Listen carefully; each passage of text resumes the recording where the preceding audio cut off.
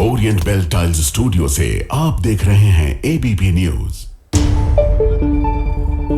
नमस्कार, ABP news पर हाजिर हूं मैं रुमाना इसार खान। वक्त एबीपी रिपोर्टर का है। विस्तार से आगे दिन की हर खबर आप तक पहुंचाएंगे।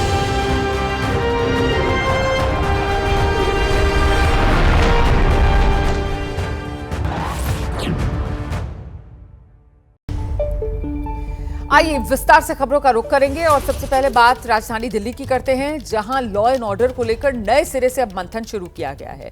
बीते तकरीबन 10 साल से जिस मुद्दे को लेकर राज्य और केंद्र सरकार में तनातनी रही, वो दिल्ली की कानून व्यवस्था का मुद्दा रहा और अब दिल्ली में बीजेपी की वापसी के साथ वो खत्म होता हुआ नजर आ रहा है।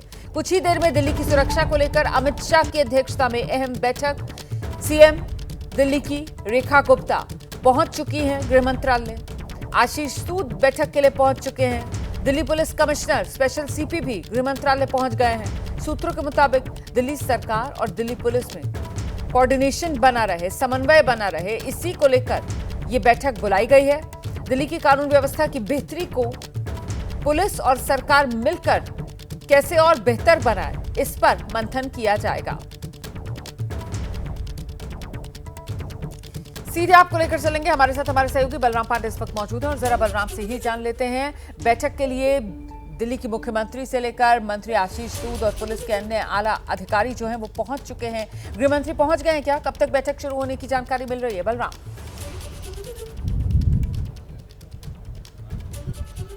देखिए, आपको बता दें कि दिल्ली की मुख्यमंत्री रेखा गुप्ता और दिल्ली सरकार के जो गृह मंत्री हैं आशीष सूद, वो गृह मंत्रालय पहुंच चुके हैं। साथ ही दिल्ली पुलिस के जो सीपी हैं और जो स्पेशल सीपी हैं वो भी पहुंच गए हैं और माना जा रहा कि बस कुछ ही देर में जो बैठक है वो शुरू होगी और इस बैठक की अध्यक्षता गृह मंत्री अमित शाह जी खुद करेंगे, क्योंकि दिल्ली के अंदर जो कानून व्यवस्था है वो बेहतर हो, इसको लेकर के आज अधिकारियों को निर्देश भी जारी किए जाएंगे और साथ ही जो दिल्ली सरकार है और जो दिल्ली पुलिस है उसके बीच में जो समन्वय है, जो तालमेल है वो बेहतर हो, इसको लेकर के भी एक रणनीति तय की जाएगी कि किस तरीके से दिल्ली पुलिस और दिल्ली सरकार मिल करके काम करे ताकि दिल्ली की जो कानून व्यवस्था है उसे बेहतर किया जा सके। क्योंकि लगातार आप देखिए कि ये सवाल उठता रहा है कि दिल्ली के अंदर जो कानून व्यवस्था है वो बेहतर नहीं है और इसको लेकर के पिछली सरकार ने कई आरोप भी लगाए थे। लेकिन जिस तरीके से नई सरकार काम कर रही है, जिस तरीके से ये पहली मीटिंग जो है कई सालों के बाद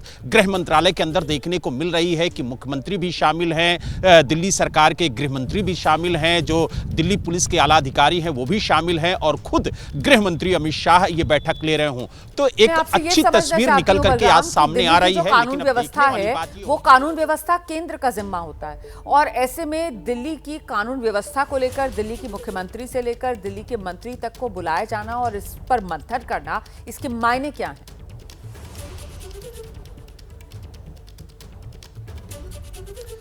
देखिए, आपको बता दें कि केंद्र सरकार के अधीन ही होती है कानून व्यवस्था, लेकिन अगर जो प्रदेश सरकार है वो और दिल्ली पुलिस दोनों मिल करके काम करेंगे तो दिल्ली में जो कानून व्यवस्था है वो और बेहतर होगी। और आप देख सकते हैं कि किस तरीके से जो पुलिस के अधिकारी हैं वो पहुंच रहे हैं और लगातार जो अधिकारियों के पहुंचने का सिलसिला है वो भी जारी है और माना जा रहा है कि कुछ ही देर में जब ये बैठक शुरू होगी तो जो कानून व्यवस्था दिल्ली के अंदर कही जा रही थी कि चरमरा गई है, महिलाएं अपने आप को सुरक्षित महसूस नहीं कर रही हैं, तो वो कानून व्यवस्था अब आपको बेहतर नजर आने वाली है। क्योंकि लगातार गृह मंत्रालय ने यह स्पष्ट कहा है कि दिल्ली के अंदर जो कानून व्यवस्था है वो बेहतर होगी और जो अधिकारी लापरवाही करते हुए पाए गए उनके खिलाफ कार्रवाई भी होगी। और यही वजह है कि आज दिल्ली की मुख्यमंत्री खुद इस बैठक में मौजूद हैं, दिल्ली सरकार के गृह मंत्री आशीष सूद खुद बैठक में मौजूद हैं और सबसे बड़ी बात यह है कि जो दिल्ली पुलिस के कमिश्नर हैं और जो स्पेशल सीपी हैं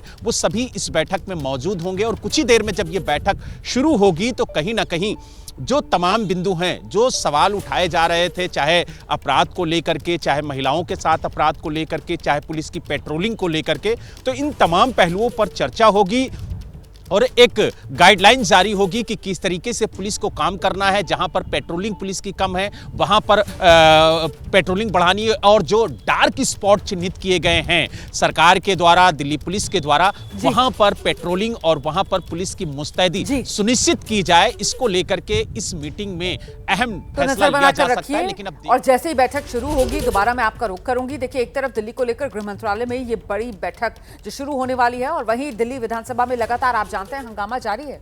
25 फरवरी से विधानसभा का ये जो विशेष सत्र शुरू हुआ, आज चौथा दिन दिल्ली विधानसभा के बाहर हंगामे के आज भी पूरे आसार। विधानसभा में दूसरी सीएजी की रिपोर्ट आज सरकार रखने की तैयारी में है। नई शराब नीति के बाद अब आज स्वास्थ्य सेवाओं को लेकर सीएजी रिपोर्ट सदन के पटल पर रखी जाएगी। इस रिपोर्ट में दिल्ली के अस्पताल और स्वास्थ्य सेवाओं के ताजा हालात की समीक्षा होगी, और साथ ही मोहल्ला क्लिनिक को लेकर भी सीएजी रिपोर्ट में विस्तार से बात होगी। जानकारी के अनुसार रिपोर्ट में स्वास्थ्य सेवाओं से जुड़े कर्मचारियों की संख्या, जरूरी दवाइयां, बाकी सुविधाओं को लेकर भी जानकारी होगी।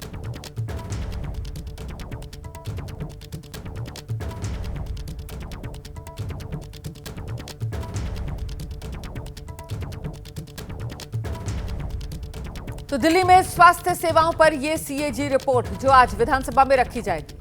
दोपहर में आज दिल्ली विधानसभा का सत्र शुरू होगा, और ऐसे में आज जब दिल्ली विधानसभा कार्रवाई शुरू होगी तो फिर सीएजी रिपोर्ट रखी जाएगी स्वास्थ्य पर। वहीं नेता विपक्ष हैं आतिशी, उन्होंने विधानसभा स्पीकर को चिट्ठी लिखी है। विधानसभा में विपक्ष के विधायकों के साथ अन्याय, ये आतिशी की तरफ से लिखा गया है। जय भीम के नारे लगाने पर हमें सदन से बाहर कर दिया गया। विपक्ष के विधायकों को रोकना लोकतंत्र का अपमान है। तो चिट्ठी विधानसभा अध्यक्ष को आतिशी की तरफ से लिखी गई है। वैसे मिलने का समय राष्ट्रपति से भी आम आदमी पार्टी की तरफ से मांगा गया है, आतिशी की तरफ से मांगा गया है, जिसको लेकर अभी कोई अपडेट नहीं है कि क्या उनको मिलने का समय दिया गया है या नहीं। लेकिन नेता विपक्ष आतिशी ने विधानसभा स्पीकर को चिट्ठी जरूर लिखी है। सीधे आपको लेकर चलेंगे, हमारे साथ हमारे सहयोगी दीपक रावत इस वक्त मौजूद है। दीपक, कल तक आतिशी कह रही थी कि साहब बात नहीं कर रहे हैं विधानसभा अध्यक्ष, हम फोन कर रहे हैं तो हमारा फोन नहीं उठा रहे हैं। अब चिट्ठी के जरिए अपनी शिकायतें विधानसभा अध्यक्ष को भेज दी गई हैं आतिशी की तरफ से। जी बिल्कुल, कल पूरे दिन भर आतिशी ये कहती रही कि हम उनसे बातचीत करने की कोशिश करें, लेकिन उधर से कोई रिस्पॉन्ड नहीं आ रहा है। स्पीकर से बात नहीं हो पा रही है। अब चिट्ठी लिखकर अपनी बात पहुंचाने की कोशिश की है नेता प्रतिपक्ष ने, और सीधे तौर पर उसमें 2-3 चीज़ें कही गई हैं। पहली बात तो ये कही गई है कि जिस दौरान एलजी का अभिभाषण जब हो रहा था, जब उन्होंने नारेबाजी शुरू की, जय भीम के नारे लगाए, भगत सिंह की तस्वीर हटाने को लेकर विरोध किया, उसी दौरान उन्हें बाहर कर दिया गया ये कहकर कि हंगामा बहुत ज़्यादा कर रहे हैं एलजी के अभिभाषण के दौरान, इस तरह का हंगामा नहीं होना चाहिए। लेकिन आतिशी अपनी चिट्ठी में लिख रही हैं कि उसी दौरान मोदी के नारे भी जो सत्ता पक्ष के विधायक हैं वो लगा रहे थे, उन पर कोई कार्रवाई क्यों नहीं की गई। अगर एलजी के अभिभाषण के दौरान किसी प्रकार का हंगामा नहीं करने दिया जा सकता, तो सत्ता पक्ष के विधायक अगर मोदी के नारे लगा रहे थे तो उस पर क्यों नहीं आपत्ति दर्ज की गई। दूसरी बात उन्होंने अपनी चिट्ठी में मेंशन की है, ये कहा है कि परिसर के बाहर उनको कर दिया गया है। अगर आपने उनको बाहर किया तो सदन से बाहर किया है, परिसर से बाहर करने का कोई मतलब समझ में नहीं आता, कोई रूल ऐसा समझ में नहीं आता है। ये लोकतंत्र के मूल्यों का हनन है, इस तरह की बातें उन्होंने कही है। उन्होंने कहा उनसे अनुमति मांगी है कि उन्हें एक बार फिर से सदन में आने की अनुमति दी जाए, और नहीं तो कम से कम परिसर के भीतर आने की अनुमति उन्हें दी जाए, ताकि वो अपना विरोध अगर दर्ज कराना चाहें तो विधानसभा के परिसर में रहकर कराएं, बाहर सड़क पर ना करें। तो इन तमाम चीज़ों को मेंशन करते हुए चिट्ठी जरूर लिखी गई है। दोपहर 2 बजे से हाउस की कार्रवाई शुरू होनी है। देखना ये होगा कि क्या स्पीकर इस चिट्ठी के आधार पर आतिशी और तमाम आम आदमी पार्टी के विधायक जिनको बाहर किया गया है उन्हें दोबारा अनुमति देते हैं हाउस के अंदर आने की, या फिर कम से कम परिसर के भीतर आने की अनुमति उनको मिलती है नहीं मिलती है। वैसे तो 3 दिन का ही सस्पेंशन था, तो सोमवार से तो मेरे ख्याल से वो सस्पेंशन वैसे ही खत्म हो जाएगा। लेकिन इस बीच आज ये चिट्ठी भी जो लिख दी गई है आतिशी की तरफ से विधानसभा अध्यक्ष को। बहुत शुक्रिया आपका दीपक रावत इस तमाम जानकारी के लिए। हम आगे बढ़ते हैं। संभल जामा मस्जिद से जुड़ी इस वक्त बड़ी खबर सामने आ रही है। हाईकोर्ट में मस्जिद की पुताई का आदेश नहीं दिया। अभी संभल जामा मस्जिद की रंगाई पुताई नहीं होगी।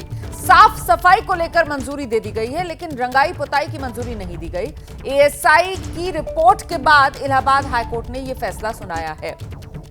दरअसल कल तक हाईकोर्ट की तरफ से सहमति जताई गई थी कि हां रमजान का महीना शुरू हो रहा है, इसीलिए उससे पहले रंगाई पुताई होनी चाहिए। लेकिन साथ ही इस मामले में एएसआई से रिपोर्ट मांगी गई थी। एएसआई ने अब आज अपनी वो रिपोर्ट हाईकोर्ट को दी, और उसके मद्देनजर हाईकोर्ट की तरफ से ये साफ किया गया कि रंगाई पुताई नहीं, सिर्फ साफ सफाई का काम हो सकता है यहां संभल जामा मस्जिद में। हमारे साथ हमारे सहयोगी मोहम्मद मोइन। अभी कुछ ही देर में प्रयागराज से और अपडेट के साथ मौजूद रहेंगे, लेकिन इस बीच ये खबर बड़ी है। इलाहाबाद हाईकोर्ट ने फिलहाल रंगाई पुताई की इजाजत नहीं दी है, साफ सफाई की ही इजाजत दी है। एएसआई से हाईकोर्ट ने इस पर उसका पक्ष जानना चाहा था। एएसआई ने अपनी आज रिपोर्ट दी है। तो एएसआई प्रोटेक्टेड मॉन्यूमेंट है ये संभल की जामा मस्जिद, इसी वजह से एएसआई से इस मामले में हाईकोर्ट की तरफ से जवाब मांगा गया था और अब एएसआई ने अपना जवाब दिया, जिसके आधार पर हाईकोर्ट ने रंगाई पुताई की इजाजत नहीं दी है।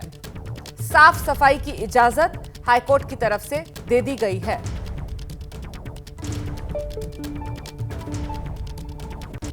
सीधे मोहम्मद मोइन का रुख कर लेते हैं और जानते हैं मोहम्मद मोइन, क्या खबर सामने निकल कर आ रही है? एएसआई ने अपनी रिपोर्ट में क्या कहा, जिसके बाद हाईकोर्ट ने मस्जिद में रंगाई पुताई फिलहाल ना हो यह आदेश दिया है?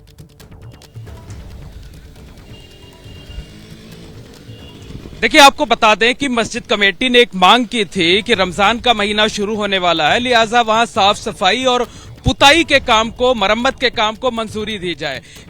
इलाहाबाद हाईकोर्ट ने कल इस मामले में एएसआई से 3 सदस्यीय एक कमेटी बनाने को कहा था। आज कमेटी की रिपोर्ट कोर्ट में पेश की गई, जिसमें एएसआई की तरफ से यह कहा गया कि फिलहाल जो पुताई का काम है उसकी कोई जरूरत नहीं है, पहले से ही पेंट है और कंडीशन जो है वो ठीक है। इस पर हाईकोर्ट ने आदेश करते हुए साफ सफाई के काम को तो मंजूरी दे दी है, लेकिन जो पुताई का काम है, जो मरम्मत का काम है, उस पर फिलहाल कोई फैसला नहीं सुनाया है। इस मामले में मस्जिद कमेटी से ऑब्जेक्शन फाइल करने को कहा है। 4 मार्च को मस्जिद कमेटी रिटन अपना जो ऑब्जेक्शन होगा वो फाइल करेगी। साथ ही साथ जो हिंदू पक्ष है वो भी 4 मार्च को ही अपना हलफनामा दाखिल करेगा और सभी पक्षों का जो हलफनामा है, जो आपत्तियां हैं, उसको देखने के बाद अदालत पुताई के काम को लेकर के 4 मार्च को अपना फैसला सुनाएगी। तो निश्चित तौर पर कहा जा सकता है कि मस्जिद कमेटी को फौरी राहत मिली है, साफ सफाई होगी। आर्कियोलॉजिकल सर्वे ऑफ इंडिया जो है यानी एएसआई, वो मस्जिद परिसर में साफ सफाई कराएगा, लेकिन वहां पुताई होगी कि नहीं, लाइटें लगेंगी कि नहीं, मरम्मत होगी कि नहीं, फिलहाल इस पर कोर्ट ने कुछ नहीं कहा है। जब ऑब्जेक्शन दाखिल हो जाएगा, सभी पक्षों का हलफनामा दाखिल होगा, उसके बाद कोर्ट कोई फैसला सुनाएगा। तो मस्जिद कमेटी को फौरी राहत मिली है, पुताई को लेकर नहीं आया है, क्योंकि अभी 4 मार्च को दोबारा आगे इस मामले में सुनवाई होगी। फौरी राहत जरूर मिल गई है मस्जिद कमेटी को कि साफ सफाई की वहां पर इजाजत मिल गई है, जो एएसआई करवाएगा। इस वक्त की बड़ी खबर आपको बता देते हैं, दिल्ली की कानून व्यवस्था को लेकर गृह मंत्रालय में महत्वपूर्ण बैठक। कुछ ही देर में दिल्ली के लॉ एंड ऑर्डर पर यह बैठक जो शुरू होने वाली है, और इस बैठक के लिए दिल्ली की मुख्यमंत्री रेखा गुप्ता पहुंच चुकी हैं, मंत्री आशीष सूद पहुंच चुके हैं, जो पुलिस के आला अधिकारी हैं, कमिश्नर और स्पेशल कमिश्नर्स दिल्ली के, वो पहुंच चुके हैं। ये तस्वीरें भी आ गई हैं। जिस कमरे में ये बैठक होनी है वहीं पर आप देख रहे हैं, ये तमाम लोग मौजूद हैं और गृह मंत्री अमित शाह पहुंच चुके हैं इस बैठक में शिरकत करने के लिए। तस्वीरें आपके सामने। तो गृह मंत्रालय की तरफ से बैठक बुलाई गई है। गृह मंत्री अमित शाह बैठक पर पहुंच चुके हैं। दिल्ली की मुख्यमंत्री रेखा गुप्ता, मंत्री आशीष सूद, दिल्ली के मुख्य सचिव से लेकर दिल्ली के प्रशासनिक आला अधिकारियों से लेकर दिल्ली के बड़े पुलिस अधिकारी, सब इस बैठक में मौजूद हैं। तो बैठक में मंथन दिल्ली की सुरक्षा को कैसे और मजबूत किया जाए, इसी पर होना है।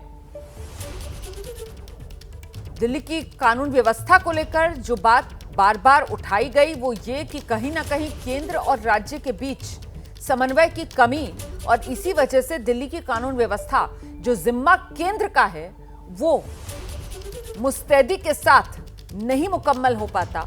और अब उसी समन्वय को बेहतर करने के लिए जो भी कमियां हैं कोऑर्डिनेशन की, उनको दूर करने के लिए ये महत्वपूर्ण बैठक बुलाई गई है। गृह मंत्री अमित शाह बैठक के लिए पहुंच चुके हैं। अब बैठक औपचारिक तौर पर शुरू होने वाली है और देखना होगा कि आखिरकार इस बैठक में किस तरीके से मंथन किया जाता है, वो क्या प्लान बनाया जाता है, वो फॉर्मूला क्या तलाशा जाता है जिससे दिल्ली की कानून व्यवस्था को और बेहतर किया जा सके। मुंबई के भायखला ईस्ट में बिल्डिंग में आग लग गई है। आग की सूचना के बाद मौके पर स्थानीय प्रशासन पहुंचा हुआ है, दमकल की गाड़ियां पहुंची हुई हैं। तस्वीरें आपको दिखाते हैं मुंबई का भायखला, जहां पर बिल्डिंग में आग लग गई है। तो ये भायखला ईस्ट बताया जा रहा है। यहां भायखला ईस्ट में एक बिल्डिंग है और इस बिल्डिंग में आग लग गई है। आग की सूचना के बाद मौके पर स्थानीय प्रशासन पहुंच चुका है, दमकल की गाड़ियां मौके पर पहुंची हुई हैं। अब ये किस तरीके की बिल्डिंग है, रिहायशी इमारत है या फिर किसी तरीके की कोई कमर्शियल इमारत है, इसको लेकर अभी फिलहाल सूचना नहीं मिल पा रही है। लेकिन मुंबई का भायखला ईस्ट और यहां एक बिल्डिंग में आग, जिसके बाद जाहिर सी बात है अफरा तफरी का सा माहौल है। जैसे ही आग की सूचना मिली फौरन मौके पर दमकल की गाड़ियां पहुंची हुई हैं, प्रशासन अलर्ट पर आ गया है, स्थानीय प्रशासन भी मौके पर मौजूद है। ये तस्वीरें अब आ गई हैं, तस्वीर आप देख रहे हैं, कई मंजिला ये इमारत और इस इमारत की ऊपरी मंजिलों से ये काला घना धुआं उठता हुआ नजर आ रहा है। तो मतलब अच्छा, आग की लपटें भी नजर आ रही हैं। अगर आप गौर से देखेंगे तस्वीरों में तो आपको आग की लपटें भी निकलती हुई नजर आएंगी। सीधे आपको लेकर चलेंगे हमारे साथ हमारे सहयोगी सूरज ओझा इस वक्त मौजूद है। जरा जानते हैं सूरज ओझा से। सूरज, बताइए जरा, ये जो इमारत है जहां पर आग लगी हुई है, ऊपरी मंजिलों में आग लगी है?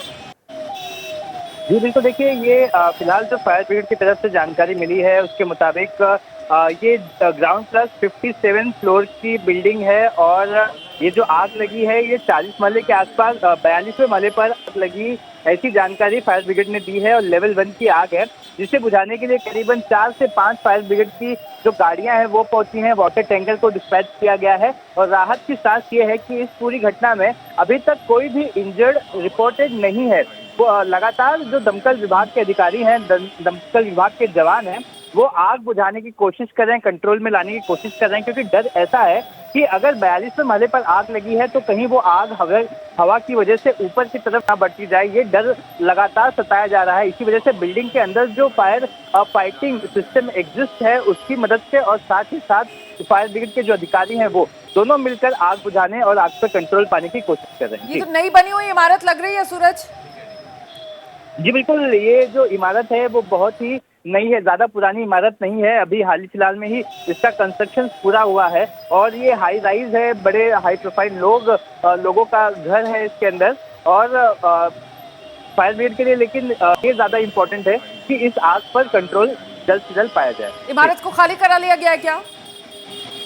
देखिए ये आग जो है 42nd फ्लोर पे लगी है और ये आग किसी भी दिशा में जा सकती है। इसी डर के चलते जो लोग हैं उन्होंने खुद ही सुमोटो लिया है, कई लोग खुद बाहर आ गए हैं। फायर डिपार्टमेंट का भी कहना है कि इमारत खाली कराइए, जब वो सेफ हो जाएगी तो दोबारा आप इमारत में चले जाइएगा। तो तमाम तरह के जो प्रिकॉशंस हैं वो दमकल विभाग की तरफ से लिए जा रहे हैं।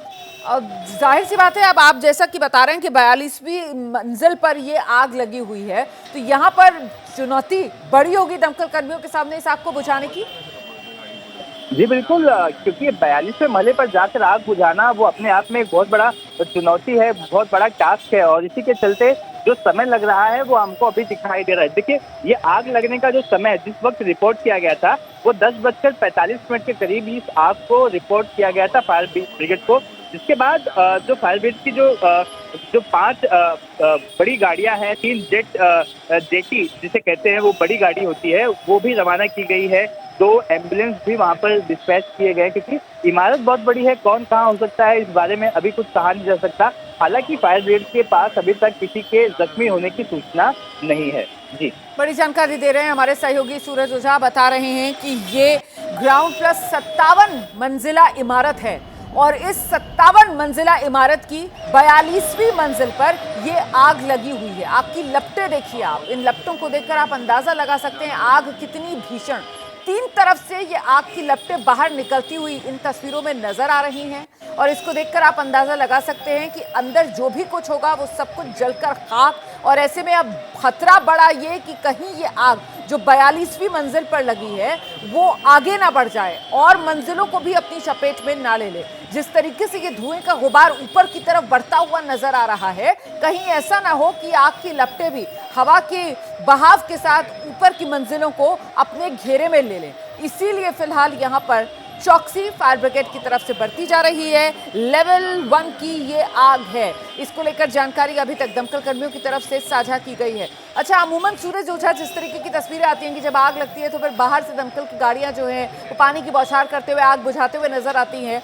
फिलहाल यहाँ पर दमकल कर्मी जो है वो इमारत के भीतर गए हुए हैं और अंदर की तरफ से इस आग पर काबू पाने की कोशिशें की जा रही है। सूरज जी बिल्कुल, क्योंकि इमारत काफी ऊंची है, इतनी ऊंचाई तक कोई भी सीढ़ी ले जाना संभव नहीं है। इसी वजह से फायर ब्रिगेड कई बार बिल्डिंग के पास जो खुद की जो फायर फाइटिंग सिस्टम होती है उसका भी इस्तेमाल करती है, और उनके पास जो अलग अलग टेक्निक है उसका इस्तेमाल किया जाता है। और इसी के चलते ये जो समय लगता दिखाई दे रहा है, कई बार हाई राइज इमारतों में आग बुझाते समय फायर ब्रिगेड को इसी वजह से समय लग जाता है, क्योंकि वो आग तो है वो काफी दूर लगी होती है, उसे बुझाना होता है, और ये भी प्रिकॉशन रखना होता है कि इतनी ऊंचाई पर जाते वक्त किसी भी तरह की जख्मी मतलब किसी भी तरह का कोई इशू जो दमकल विभाग के जवान हैं उनको ना हो, सेफली वो जाए, आग बुझाकर आए। तो तमाम तरह के चैलेंजेस होते हैं जिसका सामना करते हुए फायर ब्रिगेड की टीम आग बुझाने में लगी हुई है। बहुत शुक्रिया आपका इस तमाम जानकारी के लिए सूरज ओझा। मैं आगे बढ़ रही हूँ, अगली खबर का हम रुख करने जा रहे हैं। दिल्ली के लॉ एंड ऑर्डर को लेकर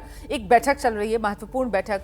गृह मंत्री अमित शाह इस बैठक की अध्यक्षता कर रहे हैं। गृह मंत्रालय में दिल्ली की सुरक्षा को लेकर ये बैठक, जिसमें दिल्ली की सुरक्षा व्यवस्था को और मजबूत बनाने के लिए मंथन चल रहा है। दिल्ली की मुख्यमंत्री रेखा गुप्ता, मंत्री आशीष सूद इस बैठक में शामिल हैं। दिल्ली पुलिस कमिश्नर बैठक में मौजूद हैं। दिल्ली पुलिस के जो स्पेशल कमिश्नर्स हैं वो इस बैठक में मौजूद हैं। दिल्ली के जो आला अधिकारी हैं वो इस बैठक में मौजूद हैं। अध्यक्षता खुद गृह मंत्री अमित शाह इस बैठक की कर रहे हैं। सीधे आपको लेकर चलेंगे, हमारे साथ हमारे सहयोगी बलराम पांडे इस वक्त मौजूद है। जरा जानते हैं बलराम पांडे से क्या जानकारी मिल रही है। बलराम, किस तरीके के फॉर्मूले को लेकर मंथन किया जा रहा है यहां पर इस बैठक में?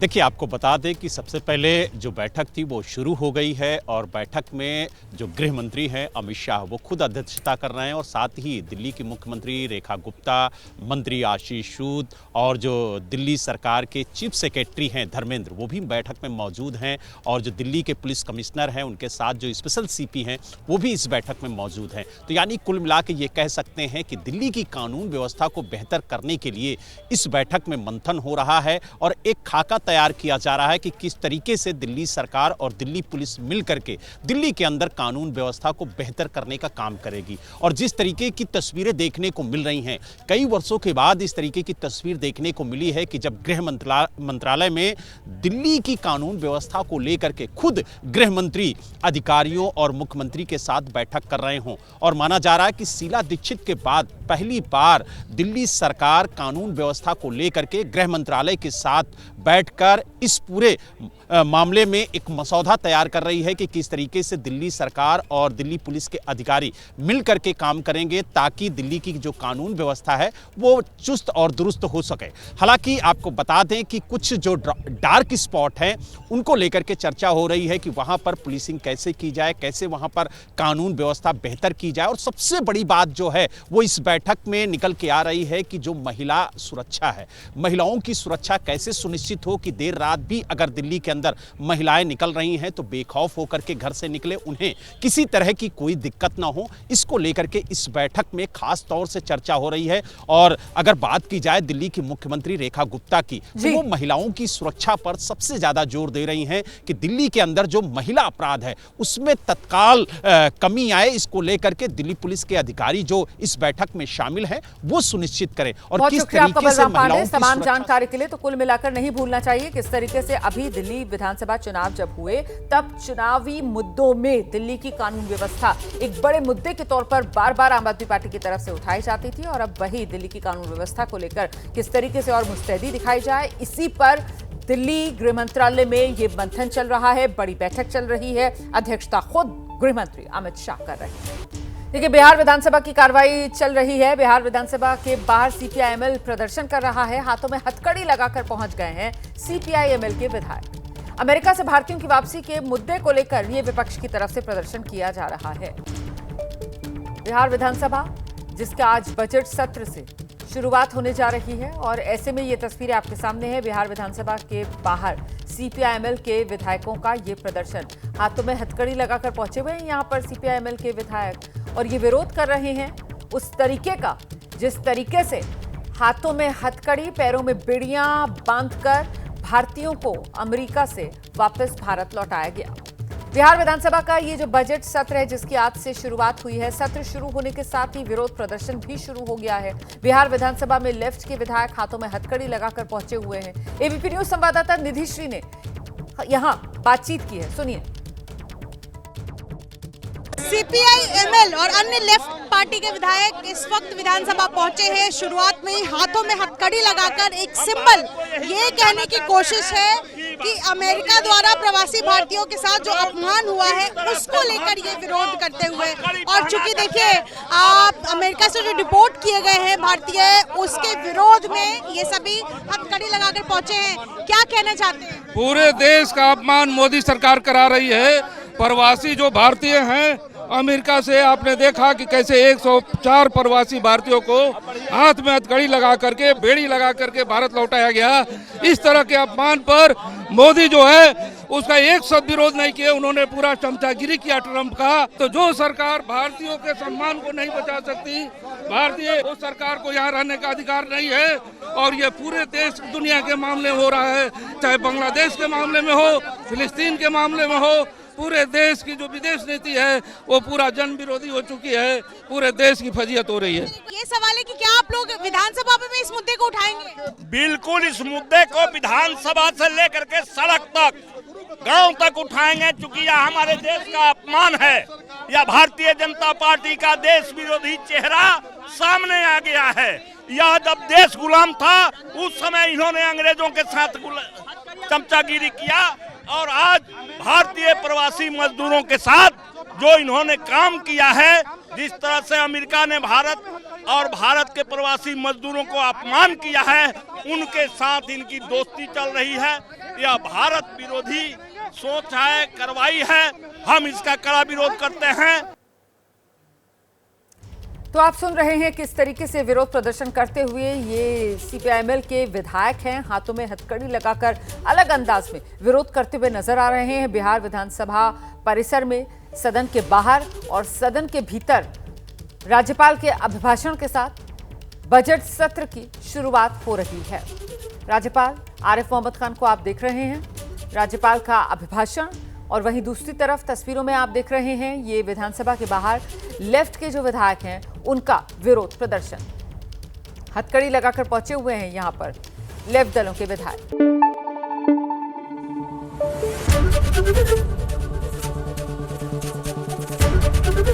एबीपी न्यूज आपको रखे आगे।